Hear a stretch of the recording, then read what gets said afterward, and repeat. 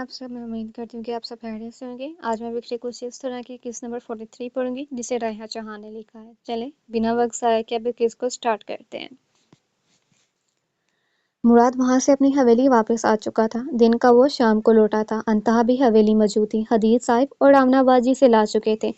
लड़ाई के बाद इसकी हिफाजत इन दोनों ने ही की थी। इसने क्या सोचा था और क्या हुआ था? वो अपने कमरे में मौजूद हुड्को पर सुकून कर रहा था। मुराद ने जल्दी से अपनी शर्ट बदली और अपनी हालत को बेहतर किया। इसे अपना बनाना था, अपना नाम देना था।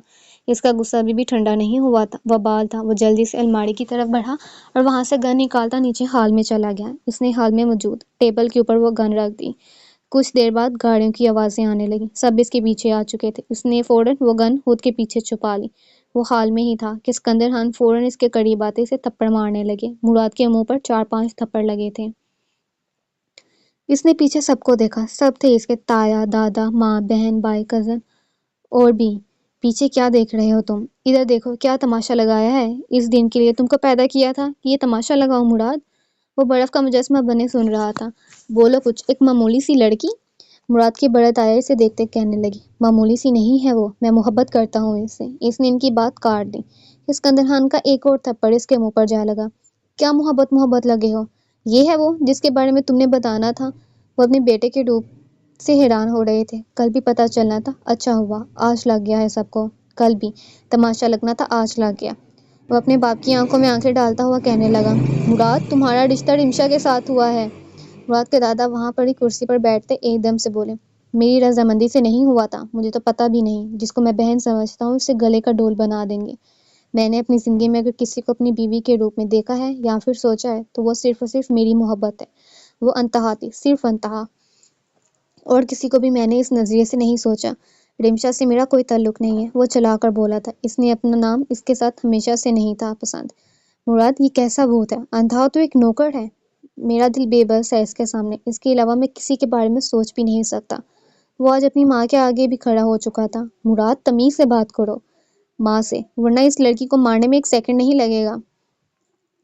सिकंदर खान इसकी बदतमीजियां देख रहे थे। मैं शादी करूंगा तो अंतहा से करूंगा बाबा, ये बात याद रखिएगा। वो अपने खानदान के आगे खड़ा हो चुका था। जिद आ चुकी थी सब में अब। ऐसा नहीं हो सकता मुराद, नामुमकिन है ये। दानियाल और उस्मान बोले थे। क्यों? वो अपने दोनों भाइयों के मुंह से ये अल्फाज सुनता हुआ बोला था, क्योंकि हमारे खानदान में आज तक किसी ने ऐसा कारनामा अंजाम नहीं दिया जो तुम देना चाहते हो मुराद। वाह भाई वाह, मतलब कि मेरी जिंदगी वो हमेशा कुतपुतली की तरह चलेगी सबके इशारों पर। आप तो ऐसे कह रहे हैं जैसे अंतहा के साथ खानदान वालों ने जिंदगी गुजारनी है, मेरी ख्वाहिशात और ख्वाबों का कोई नहीं। वाह वाह वाह। सालों पुराना एग्जाम ताज़ा हुआ था। मुराद, हमने कौन सी कमी की, कौन सी जिंदगी में ख्वाहिश पूरी नहीं की तुम्हारी? उस्मान इसे देखकर हैरान था कि वो क्या बन गया था, बिखरी हालत का मालिक। कभी ख्वाहिश कभी की ही नहीं भाई। एक की थी 9 साल की उम्र में। पढ़ी चाहिए, सबने कहा तलाश कर रहे हैं, मगर नहीं भाई, किसी ने इसे तलाश नहीं किया था।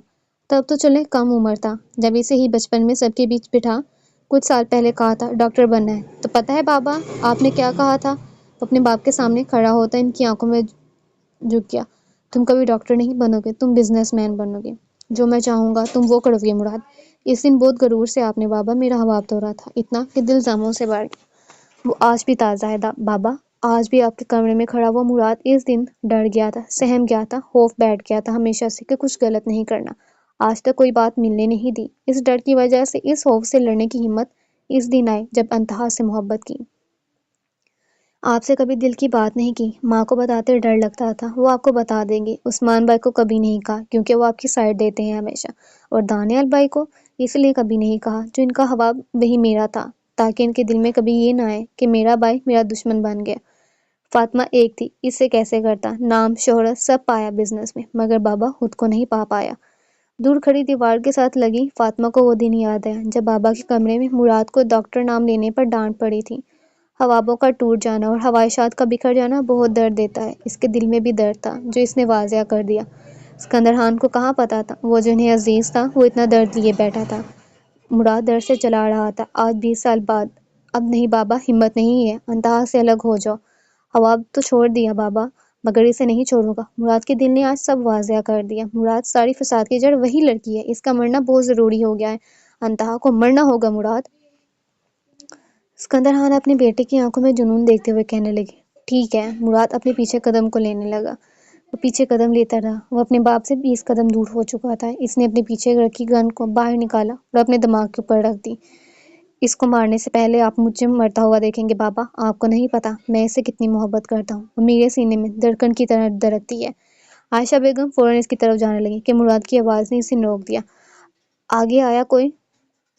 گولی دماغ کے آر پار کرنے میں 1 سیکنڈ سے بھی کم ٹائم لگا ہوگا۔ حال میں ایک دم سے اس کی جان کی پڑ چکی تھی۔ مراد گن نیچے کرو، مراد، مراد۔ جو سب اس کے آگے کھڑے تھے اب اس کے آگے جھک چکے تھے۔ نہیں، اب نہیں، مراد نیچے کرو، تم جو کہو گے ہم کریں گے۔ سکندر خان جو بہادر تھے اب اپنے بیٹے کو دیکھے پریشان تھے۔ مجھے پتا ہے پاپا، آپ وہ کبھی نہیں کریں گے جو میں چاہتا ہوں۔ مجھے اپنے باپ کو اپنی طرف آتا دیکھتا قدم پیچھے کو لینے لگا۔ مراد میں کروں گا لیکن گن ہٹا دو بھائی، پلیز گن ہٹا دیں۔ باپ اور بیٹی سے روکنے کی کوشش کر رہے تھے۔ ہٹا دوں گا لیکن ایک شرط پر۔ کون سی؟ منظور ہے مجھے؟ ابھی اور اسی وقت میرا نکاح کروائیں انتہا سے، مولوی کو بلائیں ابھی اور اسی وقت۔ وہ سب کو دھمکی لگا چکا تھا۔ سکندر خان کیا دیکھ رہے ہو، اس کی بات مان لو۔ مراد کے دادا اپنے بیٹے کو بازو سے کھینچتے ہوئے کہنے لگے۔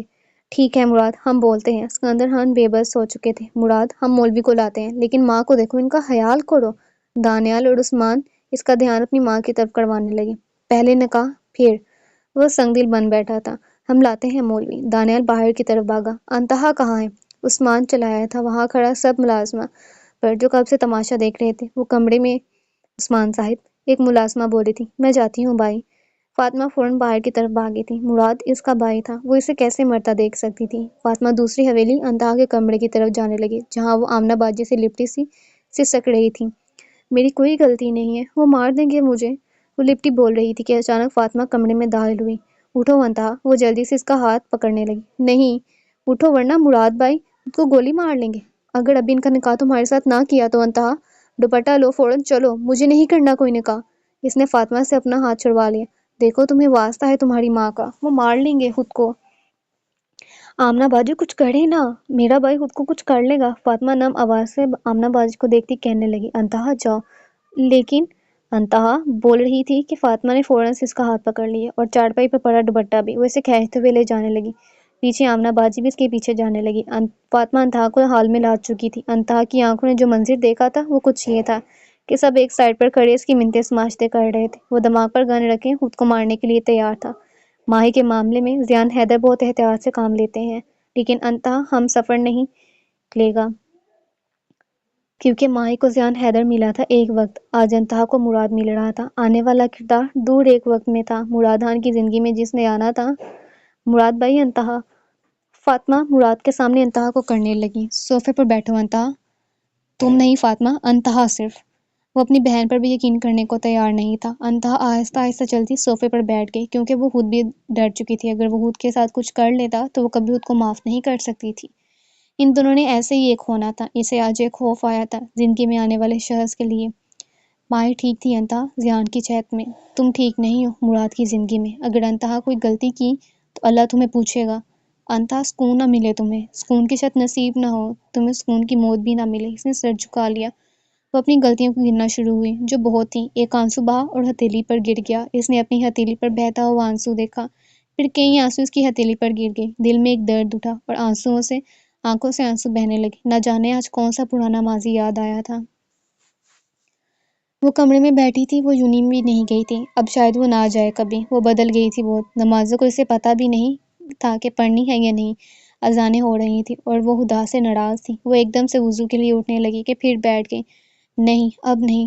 وہ خفا تھی خدا سے، لیکن خدا نہیں تھا اس سے، کیونکہ اس کا نصیب بہتر تھا، اس سے بھی زیادہ جو وہ چاہتی تھی۔ اس کے نصیب میں زیان حیدر ضرور تھا، مگر وہ بہتر تھا ہر لحاظ سے۔ وہ زیان حیدر کے بارے میں سوچنے لگی کہ اچانک گارڈن میں کھڑی گاڑی سے اسے ایک دن یاد آیا۔ ایک گاڑی والے نے ایک فقیر کو ہزاروں کے بہت نوٹ دیے تھے۔ وہ گاڑی اس کے پاس سے جلدی سے گزری تھی۔ اسے وہ نمبر گاڑی کا یاد تھا۔ اس نے وہ گاڑی زیان حیدر کی فیکٹری میں دیکھی تھی۔ وہ زیان حیدر کی تھی، سب پہلے سے طے تھا، بس میں نہیں سمجھی۔ اس کے گھر میں زیان حیدر کی سنی جانی تھی۔ وہ اس کا فیصلہ کرنے والا تھا۔ دوسرے رشتوں کی اتنی اہمیت نہیں تھی، صرف زیان حیدر کو قابو کرنا تھا، اور وہ ہو جاتا تھا ماہی کے ہاتھوں سے۔ زیان حیدر کرتا تھا اس سے بہت، اگر نہ کرتا تو اب تک شادی مصلحت کر چکا ہوتا۔ ماہی نے فون اٹھایا اور زیان حیدر کا نمبر ملا ڈالا۔ اس نے فون نہیں اٹھایا تھا۔ اس نے پھر سے نمبر ملایا تو فوراً سے فون اٹھا لیا گیا۔ السلام علیکم۔ آفس میں بیٹھے زیان حیدر کو حیرت تھی اس پر۔ وعلیکم السلام۔ ہاں بولو ماہی۔ ماہی کو اس شخص کا سحر تھا کوئی۔ وہ تھینک یو کس لیے ماہی؟ آپ میرے حق میں کھڑے ہوئے اس لیے ایک ہفتے بعد آپ کو شکریہ کا یاد آیا؟ نہیں وہ کیا؟ میں یوں نہیں جا سکتی ہوں کیا؟ ماہی نے دانت دباتے سوال کیا تھا۔ مجھ سے کیوں پوچھ رہی ہو؟ گھر والوں سے پوچھو اپنے، وہ اس کی بات کو سمجھ چکے تھے۔ آپ کی بات سن لیں گے سب۔ پکا میں یونیورسٹی جاؤں گی، کلاسز لے کر گھر آ جاؤں گی۔ وہ اپنے چہرے پر سکون لاتی کہنے لگی، یہ ایک ذریعہ تھا تکلیف کا بس۔ ٹھیک ہے میں کرتا ہوں بات، کل چلی جانا ماہی آپ۔ وہ ہاں کر بیٹھے تھے۔ اوکے تھینک یو، خدا حافظ۔ اس نے فون بند کر دیا۔ زیان حیدر نے فون کو دیکھا۔ ماہی اتنا تم خود کو بھی نہیں جانتی جتنا میں جانتا ہوں۔ میں سمجھ گیا ہوں تم کیا کرنا چاہتی ہو۔ میں نے سوچ لیا ہے اب کیا کرنا ہے، آگے پڑھنا ہے تو شادی کرنی پڑے گی اب، ورنہ چار دیواری میں رہو، لیکن صرف ایک غلطی کرو تم بس ماہی، پھر قصہ ختم تمہارا۔ میں سمجھ چکا ہوں کہ تم میری محبت کا استعمال کر رہی ہو، تم یوں نہیں جاؤ، لیکن اگر تم نے ایک دن بھی کلپ گئی تو وہ تمہارا آخری دن ہوگا باہر کی دنیا میں۔ دوسری طرف موجود ماہی نے اسے قابو کر لیا تھا۔ وہ خوش تھی کہ زیان حیدر اس کے حق میں کھڑا ہو گیا ہے۔ وہ کچھ بھی کرے کوئی کچھ نہیں کہے گا، لیکن یہ بھی ایک وہم تھا، ایک غلطی نے اس کی زندگی کا فیصلہ کر دینا تھا۔ غلطی تھی کہ اسے پیار ہوا، اب اس غلطی کی سزا شروع ہونی تھی۔